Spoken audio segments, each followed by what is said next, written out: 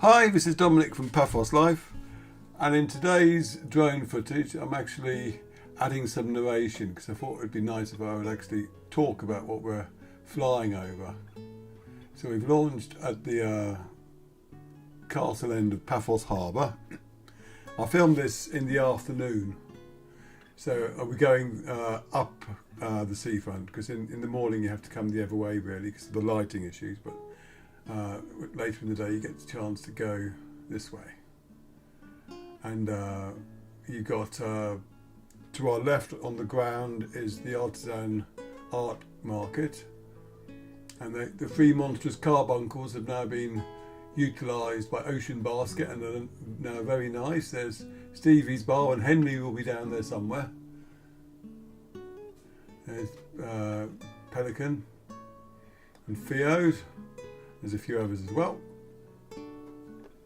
Now we're coming up to the car park now, and I have to say, every time I fly the drone over here, I don't think people appreciate from above how pretty the car park itself actually is. It's a weird thing to focus on, but I thought I'd mention that as I was commenting on this. There's the four-faced clock tower, which may or may not now be working. And we're coming up to the seafront itself.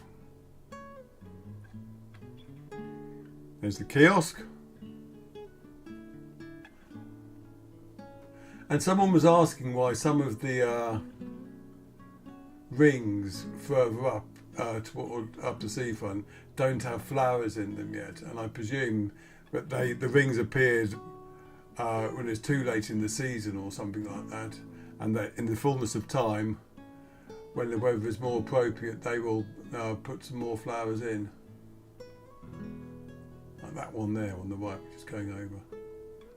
But as you can see, the one on the left there, both got flowers in it. And there's the seafront's tiny little beach. I don't mean that'll ever get a blue flag. Now the water quality there is perfect as the rest of Paphos and Cyprus is. But it doesn't have any facilities, that little place. A blue flag beach is actually at this end. We'll see that in a minute.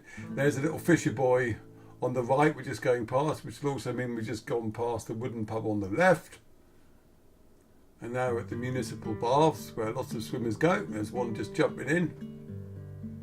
It's very good for snorkeling there as well, presumably obviously if you don't go where they're jumping in.